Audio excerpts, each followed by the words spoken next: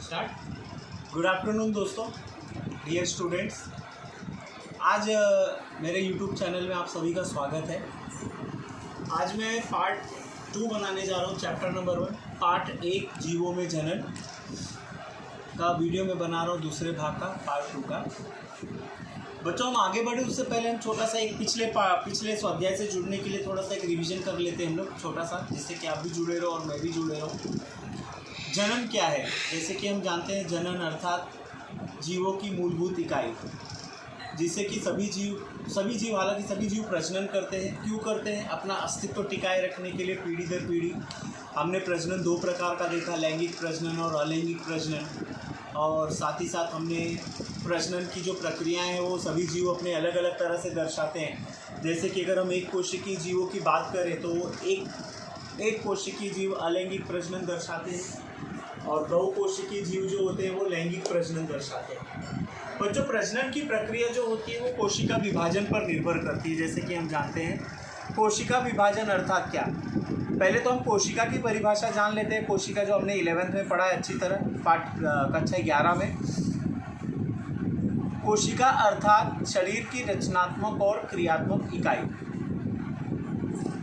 कोशिकाएं 2 प्रकार की होती हैं, एक कोशिकीय जीव और बहुकोशिकीय जीव। बच्चों, अगर हम देखें तो यहाँ पर कोशिकाओं का जीवन काल भी निर्धारित किया गया है। यही चैप्टर में, जीवों के जनन वाले चैप्टर में हम लोग आगे देखेंगे।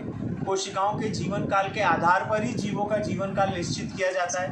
अगर हम एक कोशिकीय जीवों की बात करें तो उनकी कोशिकाओं का जीवन काल जो होता है वो 90 मिनट का होता है, और बहुकोशिकीय जीवों की बात करें तो 24 घंटे अर्थात 1 दिन। बच्चों, आप लोग जानते हैं कोशिका का मुख्य कार्य क्या है? कोशिकाओं का मुख्य कार्य है विभाजन। जो विभाजन की प्रक्रिया भी अगर हम और साइंस के रूप में जाकर देखें और गहराई से अगर हम इसको अध्ययन करने की कोशिश करें तो बच्चों, कोशिकाएं जो विभाजन करती हैं उसे भी एक प्रकार का प्रजनन ही कहा जाता है। अगर मैं इससे आपसे सवाल पूछूं कि कोशिकाएं कौन सा प्रजनन दर्शाती हैं, तो इसका सीधा साधा सा जवाब है अलैंगिक प्रजनन। अलैंगिक प्रजनन क्यों? क्योंकि कोशिकाएं, हम जानते हैं कोशिकाओं में कोई नर और मादा का समावेश होता नहीं है। हमने ये भी पिछले पार्ट 1 वाले वीडियो में हमने ये भी पढ़ा है। जब नर और मादा सहभागी हो तो ऐसे प्रजनन को हम लैंगिक प्रजनन कहते हैं। इनके जीव थोड़ी भिन्नता, इनके द्वारा जो जीव उत्पन्न होते हैं वो भिन्नता भी दर्शाते हैं, जबकि अलैंगिक प्रजनन एक कोशिकीय जीव दर्शाते हैं। इनसे उत्पन्न संततियों को हम क्लोन कहते हैं, अर्थात अमीबा से अमीबा ही निकलेगा, पैरामीशियम से पैरामीशियम। सृष्टि पर जितने भी एक कोशिकीय जीव हैं वो सभी अलैंगिक प्रजनन दर्शाते हैं। बच्चों, अब हम आते हैं अपने टॉपिक पे। कोशिका जो है ये अलैंगिक प्रजनन दर्शाती है। क्यों? इसका बस एकदम लोकल सा आंसर है, एकदम लोकल सा। कोशिकाओं में तो नर और मादा होता नहीं है, इसलिए कोशिकाएं क्या करती हैं? अपने ही शरीर को विभाजित कर एक नई संतति को उत्पन्न करती हैं। इसलिए एकमात्र कोशिका का विभाजन 2 पुत्री कोशिकाओं में होता है, और 2 से 4, 4 से 8, 8 से 16। इसी तरह एक नई संततियों का जन्म होता है। अब बच्चों, हम आज कुछ अलैंगिक प्रजनन के बारे में जान रहे हैं, यह जान लेते हैं। अलैंगिक प्रजनन अमीबा, पैरामीशियम, जितने भी एक कोशिकीय जीव हैं वो सभी दर्शाते हैं। हालांकि कुछ ईस्ट में भी देखा गया है, शैवाल में भी देखा गया है अलैंगिक प्रजनन। ईस्ट जो होता है उनमें कलिकाएं उत्पन्न होती है ना। ईस्ट तो आप जानते ही होंगे, ईस्ट एक प्रकार की कवक है जिसका उपयोग हम ब्रेड बनाने में, रोटी बनाने में उपयोग करते हैं, या मोल्ड बनाने में उपयोग करते हैं हम लोग। बच्चों अगर हम देखें, ईस्ट कलिका उत्पन्न करती है। कलिका उत्पन्न होने के तत्पश्चात जब वो कलिका बड़ी होती है तब वो अपने मातृ शरीर से अलग होकर टूट जाती है और अलग जीवन जीती है, जिससे कि एक नया जीव उत्पन्न होता है। इस तरह कलिका विभाजन पाया जाता है ईस्ट में। बच्चों अगर हम देखें तो, अगर हम बच्चों प्रोटिस्टा और मोनेरा की भी बात करें तो इनमें भी जो कोशिकाओं का विभाजन होता है वो समसूत्री विभाजन होता है। कोशिकाओं का विभाजन समसूत्री विभाजन होकर 2 नए जीव उत्पन्न होते हैं। हालांकि प्रोटिस्टा और मोनेरा आप जानते ही होंगे। मोनेरा में बच्चों में एक क्लियर कर देता हूँ, मोनेरा में केवल और केवल बैक्टीरिया और वायरस आते हैं। प्रोटिस्टा में यूग्लिना, शैवाल, पैरामीशियम, ये सारे जीव आते हैं। तो ये चीज़ का हमें ध्यान में रखना है बच्चों। तो क्या देखा बच्चों हमने अलैंगिक प्रजनन में? अलैंगिक प्रजनन में एक अमीबा का यहाँ पर उल्लेख किया गया है। अलैंगिक प्रजनन सभी एक कोशिकीय जीव करते हैं। इनसे उत्पन्न जीव को क्लोन कहा जाता है ना। हालांकि एक कोशिकीय जीव भी अलग अलग प्रकार के प्रजनन दर्शाते हैं। जैसे कि हमने ईस्ट का देखा। ईस्ट में क्या उत्पन्न होता है? कलिका।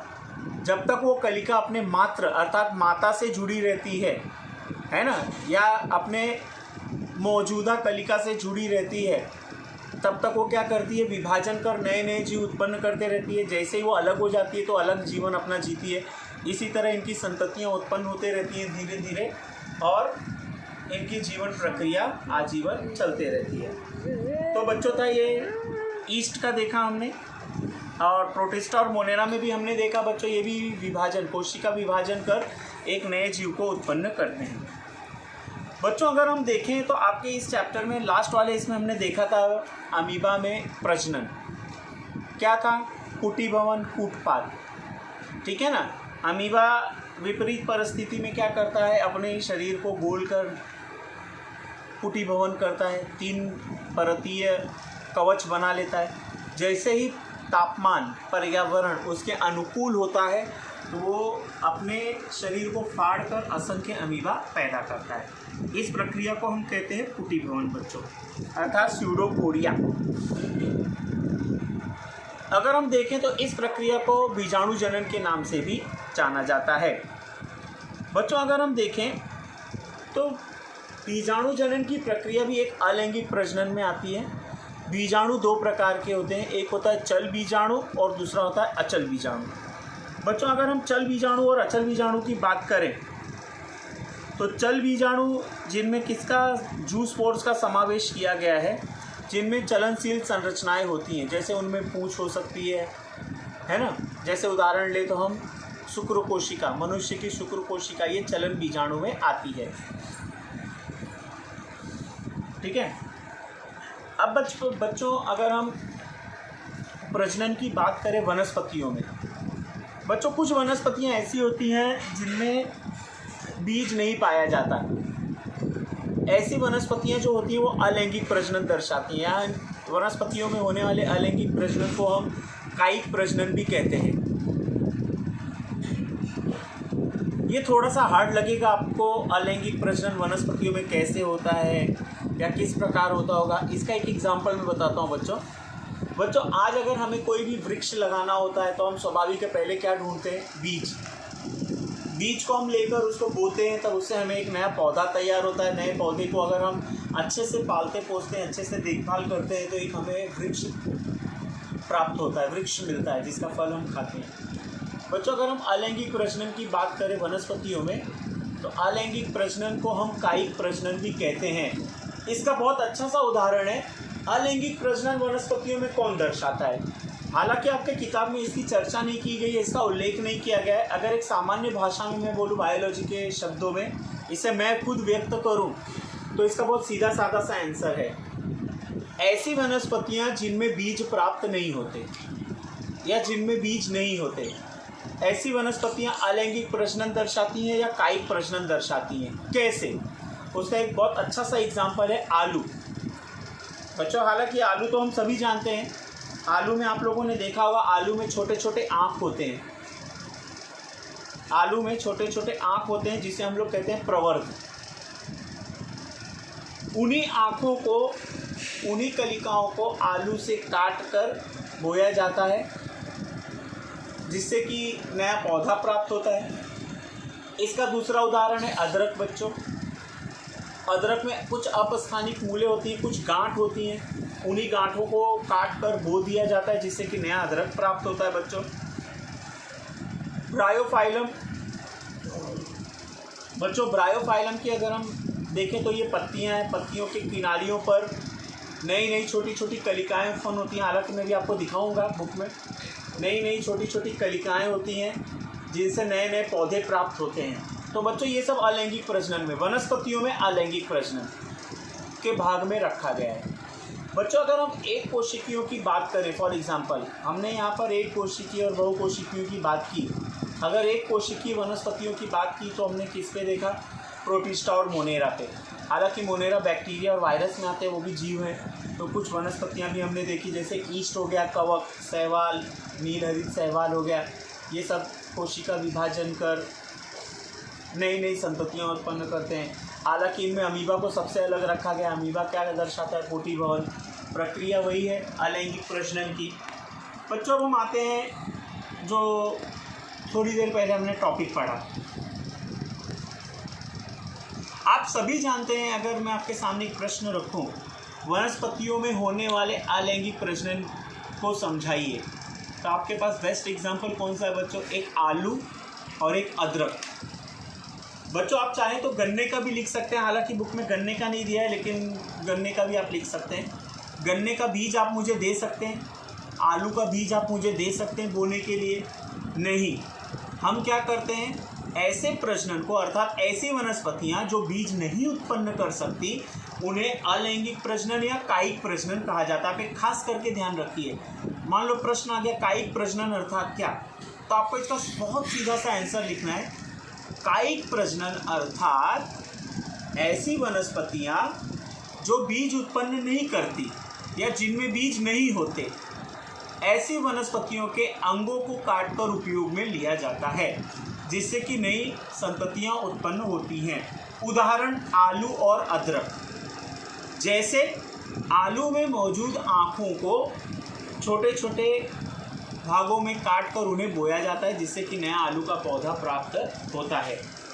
अदरक में छोटे छोटे कंद होते हैं, गांठ जिन्हें हम कहते हैं। बच्चों एक सामान्य भाषा में आपको समझा रहा हूँ, जिन्हें हम गांठ कहते हैं। इन गांठों को उपयोग में लेकर नए अदरक का पौधा तैयार किया जाता है। ये था बच्चों हमारे अलैंगिक प्रजनन की परिभाषाएं। बच्चों कुछ चल बीजाणु का उदाहरण मैं आपको बताना चाहता हूँ, जिनमें अलैंगिक संरचनाएं होती हैं। कोनिडिया, ये पेनिसिलिन में पाया जाता है। बच्चों पेनिसिलिन जानते हैं आप लोग, ये भी एक कोशिकीय जीव है, जिससे विश्व का नीट का प्रश्न चला रहा हूँ मैं। विश्व का सबसे पहला एंटीबायोटिक दवा जिसकी खोज अलेक्जेंडर फ्लेमिंग नामक वैज्ञानिक ने की थी, कवक से की थी उन्होंने। द्वितीय विश्व युद्ध के दौरान मरीजों को ठीक करने के लिए, घायल सैनिकों को ठीक करने के लिए उन्होंने पेनिसिलिन कवक से पेनिसिलिन नामक एंटीबायोटिक दवा की खोज की थी। हालांकि इस कवक का पूरा नाम है पेनिसिलियम नोटेटम। मैं फिर से एक बार नीट का प्रश्न चला रहा हूँ बच्चों। चल बीजाणु के ऊपर ये टॉपिक आया, तो इसके लिए मैं ज़रूरी समझ रहा हूँ कि आप लोगों को कुछ नीट का भी बता दूँ मैं, तो आपके भविष्य के लिए हो सकता है उपयोगी हो।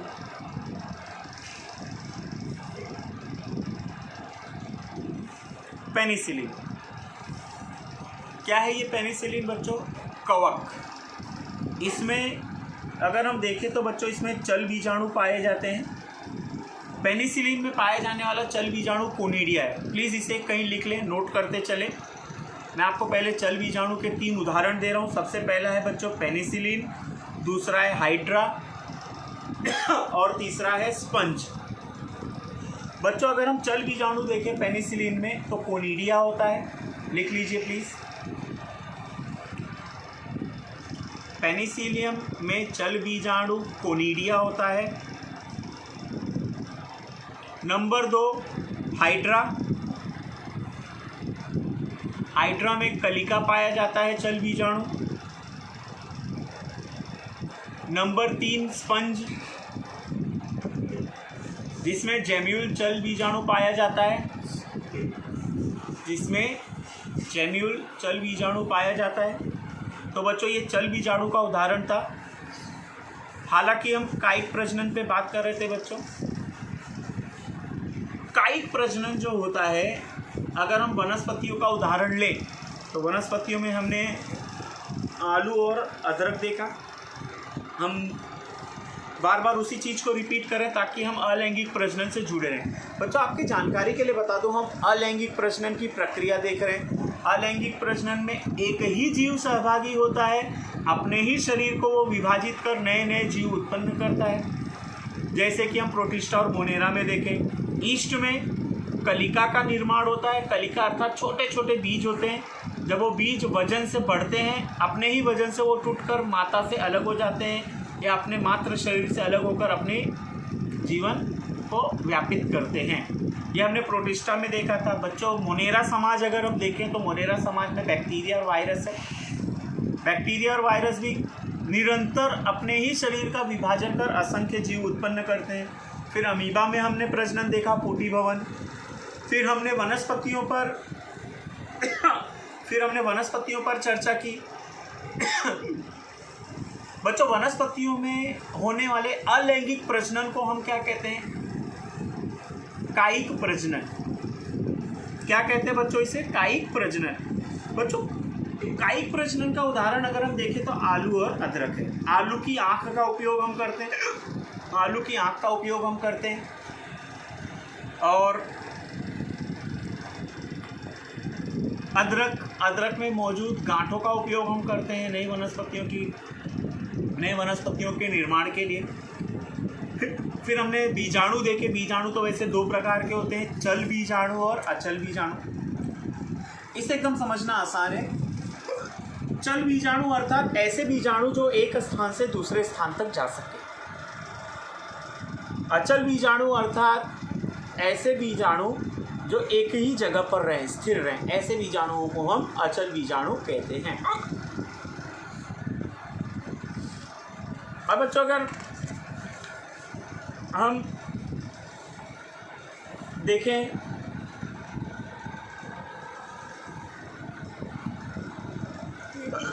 बीजाणुओं की बात, चल बीजाणु में हमने पहुँच कर